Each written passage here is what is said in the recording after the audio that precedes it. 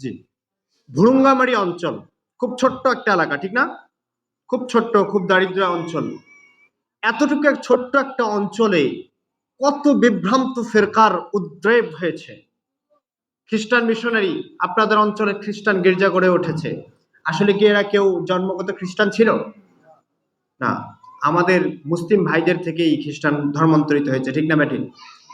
ছোট্ট একটা অঞ্চল, কিন্তু এখানে রয়েছে খ্রিস্টান মিশনারি, এখানে রয়েছে আহলুল কোরআন, এখানে রয়েছে বাতিনি ফিরকা, এখানে রয়েছে মাজার পূজারি, এখানে রয়েছে ভণ্ড পীর, ঠিক না ব্যাঠিক? একটা ছোট্ট অঞ্চলে এত ফিরকা, এত ফিতনা, এত ফিতনা, এত ফিরকা হয় কি করে? এর মূল কারণ কি?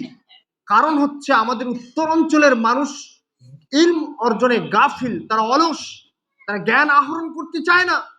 আর এই জ্ঞান না থাকার কারণে এই বিভ্রান্ত ফিরকাওয়ালারা আমাদের সরলমনা মুসলিমদেরকে বিভিন্ন গুজরুবি বুঝিয়ে, ভুল তথ্য দিয়ে, ভুল বুঝিয়ে আমাদেরকে বিভ্রান্ত করছে, ঠিক না ব্যাটি? এজন্য এই ফিরকা থেকে বাঁচতে হলে, আমাদের ইমানকে বাঁচিয়ে রাখতে হলে আমাদের কি অর্জন করতে হবে? জ্ঞান অর্জন করতে হবে, ইলম অর্জন করতে হবে। এই জন্যই তো আল্লাহ রাসূল সাল্লাল্লাহু আলাইহি সাল্লাম বলেছিলেন, তলাবুল ইলমি ফারিদাতুন আলা কুল্লি মুসলিমা মুসলিমা, আমার উম্মতের প্রত্যেক পুরুষ এবং নারীর জন্য দ্বীনের ইলম অর্জন করা ফরজ করে দিয়েছেন কে? তাহলে দ্বীনের জ্ঞান অর্জন করা আমাদের সকলের জন্য কি ফরজ। এখন আপনি বলতে পারেন যে হুজুর, আমরা যদি সবাই যদি মাদ্রাসায় পড়ি, সবাই যদি দ্বীনের জ্ঞান অর্জন করি, সবাই যদি হাদিস পড়ি আর কোরআন নিয়ে পড়ে থাকি, তাহলে ডাক্তার হবে কে, ইঞ্জিনিয়ার হবে কে, ব্যবসায়ী হবে কে, কাপড়ের দোকানদার হবে কে, মুদির দোকানদারি হবে কে? এত পৃথিবীর ভারসাম্য কিভাবে ঠিক থাকবে? কে ভ্যান চালাবে, কে রিক্সা চালাবে, কে বাস চালাবে? হ্যাঁ ভাই, কথা ঠিক আছে, কিন্তু ইম্পর্টেন্ট কি?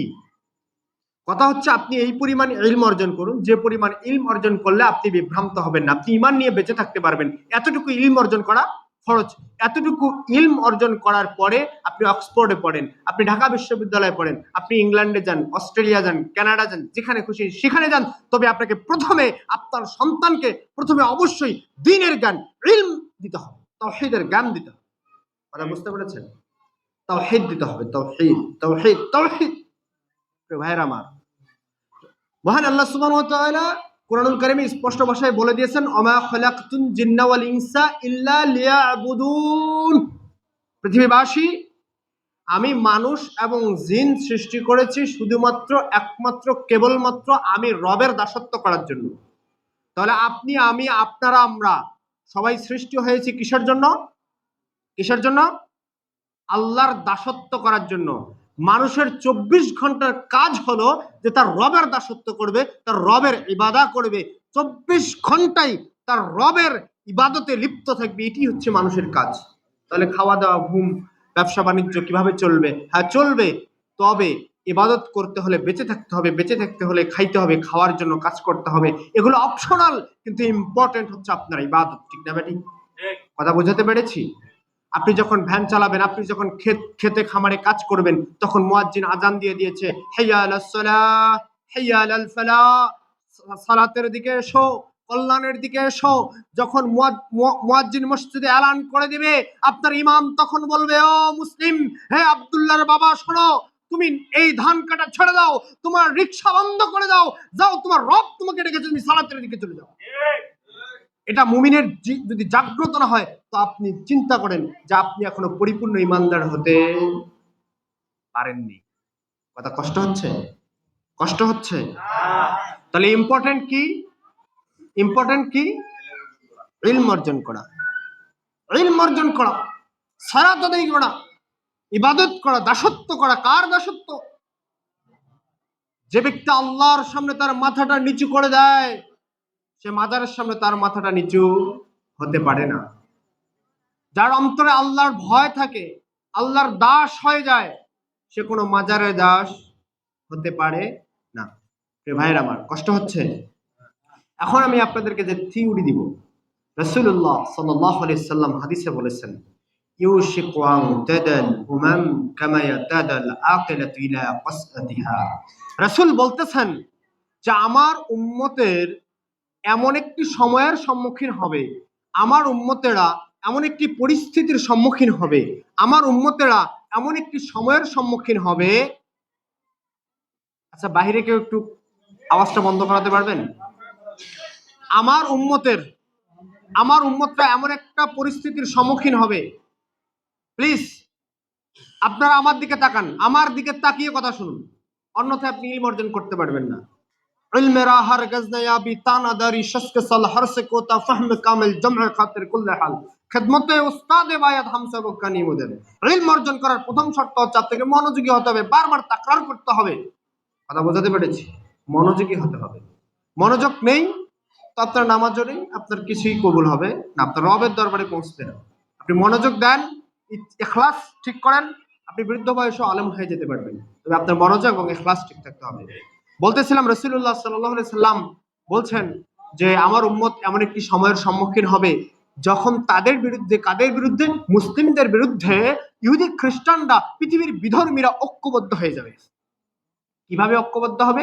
রাসূল বলতেছেন যে আমরা দস্তরখানা বিছিয়ে যেভাবে মেহমানকে আহ্বান করি যে এই দেখুন আমাদের খাবার প্রস্তুত আছে, আসুন খাবার গ্রহণ করুন, আমরা যেভাবে মেহমানকে দস্তরখানা বিছিয়ে আহ্বান করি, আল্লাহ রাসূল সাল্লাল্লাহু আলাইহি সাল্লাম ১৫০০ বছর পূর্বে বলছেন যে আমার উম্মতের বিরুদ্ধে, মুসলিমদের বিরুদ্ধে ইহুদি খ্রিস্টানরা, পৃথিবীর সকল বিধর্মীরা ঐক্যবদ্ধ হয়ে যায়, এভাবে আহ্বান করবে যেভাবে দাস্তরখানা বিছিয়ে আমরা মেহমানকে আহ্বান করি, এভাবে আহ্বান করে করে তারা পরস্পর ঐক্যবদ্ধ হয়ে যাবে। কাদের বিরুদ্ধে?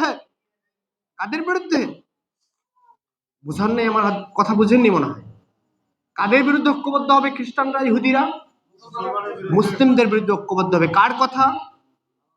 আল্লাহ রসুলের কথা। আল্লাহ রসুল বলছেন আমার উম্মতের বিরুদ্ধে তারা ঐক্যবদ্ধ হয়ে যাবে।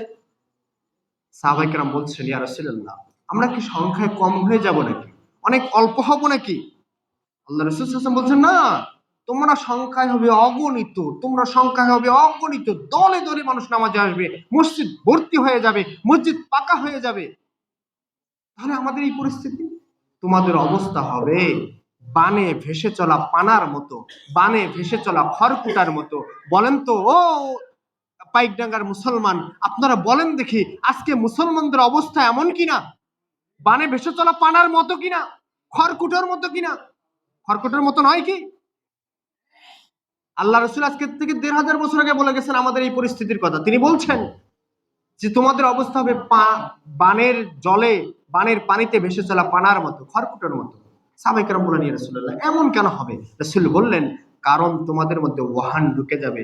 সাহাবায়ে কেরাম বললেন ইয়া রাসূলুল্লাহ ওমান ওয়াহান? ওয়াহান কি জিনিস? আল্লাহ রসুল বললেন হুব্বুদ দুনিয়া ওয়া কারাহিয়াতুল মউত। দুনিয়াকে অধিক ভালোবাসা, দুনিয়ার প্রেমে পড়ে যাওয়া, দুনিয়াকে এত বেশি ভালোবাসা যে মৃত্যুকে অপছন্দ করে ফেলে। আচ্ছা, মুমিনদের জন্য কি মৃত্যু অপছন্দের হতে পারে? হ্যাঁ, মুমিনরা তো জেনে গেছে যে আমি মরার পরে আমার জন্য কি জান্নাত প্রস্তুত।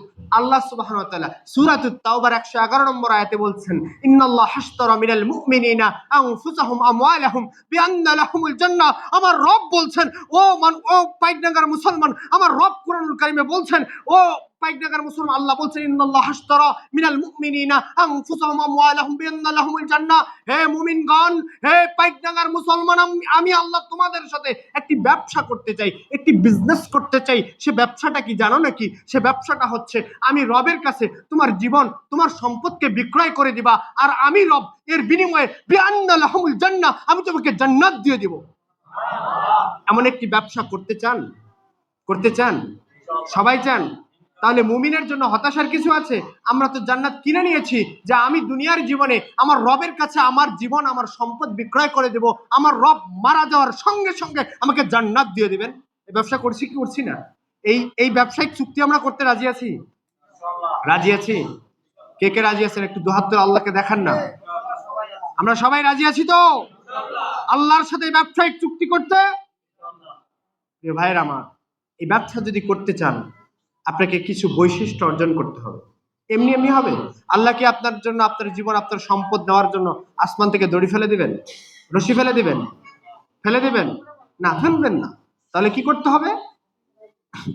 আল্লাহ সুবহানাহু ওয়া তাআলা বলছেন বান্দা ওয়ামিম্মা রাযাকনা, বান্দা আমি যে তোমাকে সম্পদ দান করেছি, আমি যে তোমাকে সম্পদ দান করেছি, তুমি আজকে ৫ বিঘা জমির মালিক, তুমি তোমার ব্যাংকে ৫০ লক্ষ টাকা জমা করেছো, তোমার বাড়িতে 500 মণ ধান ওঠে। এই যে তুমি সম্পদ জমা করেছো ব্যাংকে, 5 লক্ষ টাকা, কোটি কোটি টাকা, 5 বিঘা, 20 বিঘা, 50 বিঘার জমির মালিক। ও বান্দা, অমিম্মা রাযাকনা, এটা তোমার সম্পদ না বান্দা, ওই সম্পদ আমি আল্লাহ তোমাকে দিয়েছি।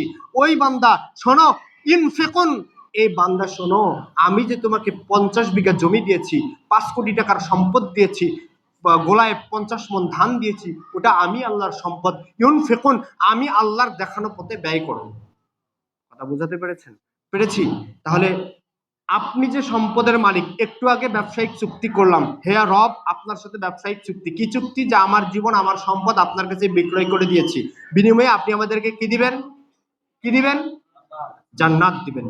কথা মনে হয় ভালো লাগছে না, শেষ করে দেব? চলবে?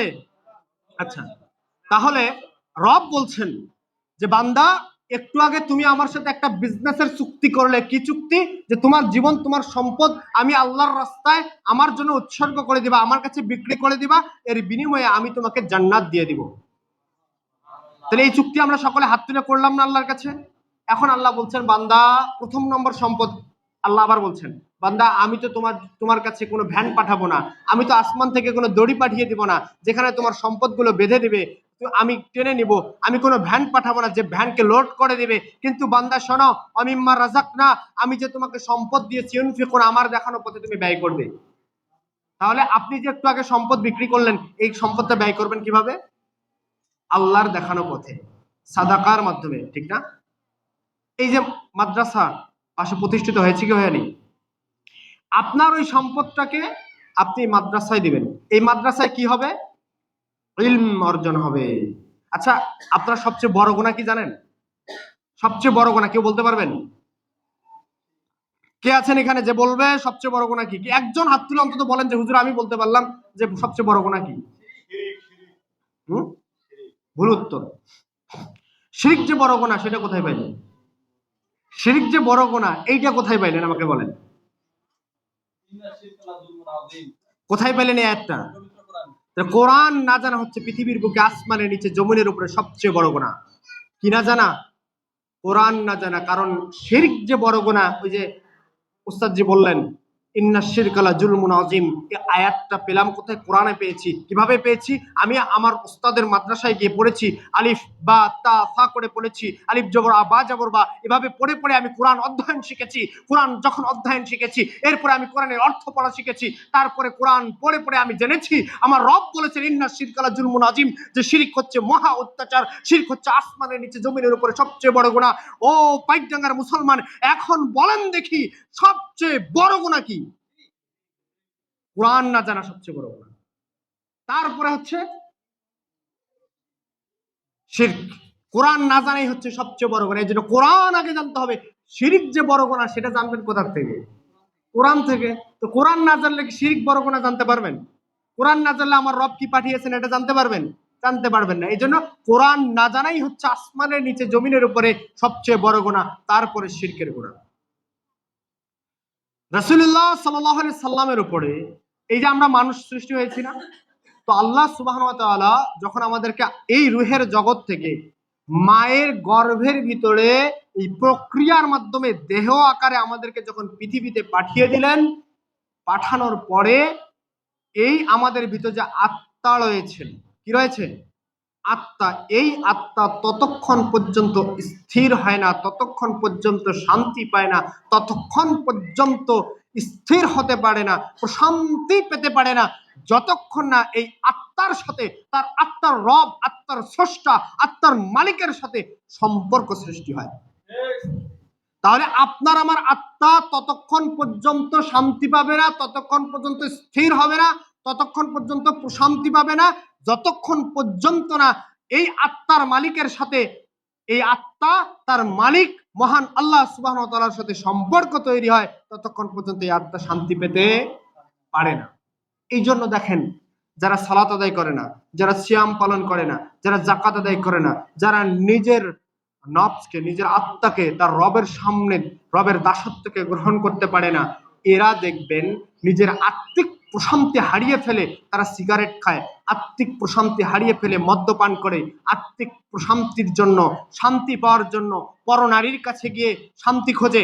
এই জন্য তারা এইরকম শান্তি না পেতে না পেতে না পেতে এক সময় তারা সুইসাইড করে, আত্মহত্যার মতো সিদ্ধান্ত তারা নিয়ে থাকে। কিন্তু যারা সালাত আদায় করে, যারা ঈমান গ্রহণ করেছে, যারা তাওহীদে বিশ্বাসী, তাদের জন্য তাদের রব একটি ঘোষণা দিয়ে দিলেন, আলা বিযিক্রিল্লাহি তাতমাইন্নুল কুলুব।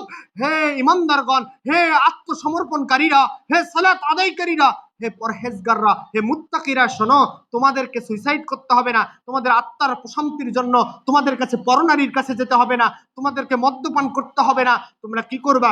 আলা বিযিক্রিল্লাহি তাতমাইন্নুল কুলুব।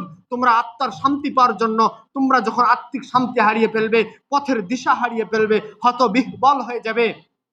ওয়াইজা মাসসাহু শাররু, মানুষ অনেক দুর্বল প্রাণী, একটু বিপদে পড়লেই তারা হতবিহ্বল হয়ে যায়, অন্ধকার দেখে, ঠিক না ভাই? ঠিক। তো আল্লাহ এই অশান্ত, এই হতবিহ্বল, এই প্রশান্তিহীন আত্মাগুলোকে ডাক দিয়ে বলছেন, আলা বিযিক্রিল্লাহি তাতমাইন্নুল কুলুব। হে ইমানদারেরা, তোমরা যদি আত্মার শান্তি পেতে চাও তাহলে আল্লাহর জিকিরে ধাবিত হও। কথা বুঝতে পেরেছেন? আচ্ছা, আপনাদের এখানে রাজমিস্ত্রি আছে না নেই? কাঠ মিস্ত্রি আছে না নেই? একজন কাঠ মিস্ত্রি যখন কাঠ ফাড়ে, কাঠ ফাড়ার পিছনে তার একটি উদ্দেশ্য থাকে কি থাকে না? উদ্দেশ্য আছে না নাই? আছে। রাজমিস্ত্রি যখন সিমেন্ট এবং বালির মিশ্রণ ঘটায় তখন তার একটি উদ্দেশ্য আছে না নাই? আছে না নাই? আছে। তাহলে সবার যদি সকল উদ্দেশ্য থাকে, প্রতিটা কাজের যদি উদ্দেশ্য থাকে, তাহলে বলেন দেখি, মানুষ হিসেবে যে আমাদেরকে আল্লাহ আমাদেরকে সৃষ্টি করলেন, আল্লাহরও একটি উদ্দেশ্য আছে না নাই? সে উদ্দেশ্যটা কি? আমি পূর্বেই বলেছি, ওমা খালাকতুল জিন্না ওয়াল ইনসা ইল্লা লিয়াবুদুন। উদ্দেশ্য হচ্ছে মানুষ তার দাসত্ব করবে, তার ইবাদত করবে। এরপরে মানুষ বেঁচে থাকতে হলে তাদের খাদ্যের প্রয়োজন হয়। যদি মানুষ খাবার গ্রহণ না করে তাহলে কি হয়ে যাবে? অসুস্থ হয়ে যাবে। যদি দীর্ঘ সময় খাবার গ্রহণ না করে দুর্বল হতে হতে একটি সময় তারা মৃত্যুর কোলে ঢলে পড়বে। পড়বে কি পড়বে না? তো আমাদের ভিতরে যে আত্মা রয়েছে, আত্মার খাদ্যের প্রয়োজন হয়। আমরা যদি আত্মাকে খাদ্য না দেই তো আত্মা অসুস্থ হয়ে যাবে, আর অসুস্থ হতে হতে হতে একটা সময় আত্মারও মৃত্যু ঘটবে। কথা বুঝতে পেরেছি? আলোচনা মনে হয় শেষ করা দরকার, না? ধৈর্যচ্যুত হয়েছেন আপনারা? তাহলে আত্মারও মৃত্যু ঘটে, আত্মাও মারা যায় খাবার না পেলে। তাহলে আত্মার খাদ্য কি? আত্মার এক নম্বর খাদ্য হচ্ছে তাওহীদ। কি খাদ্য? তাওহীদ। তাওহীদ, তাওহীদ, তাওহীদ কি জিনিস? একত্ববাদ।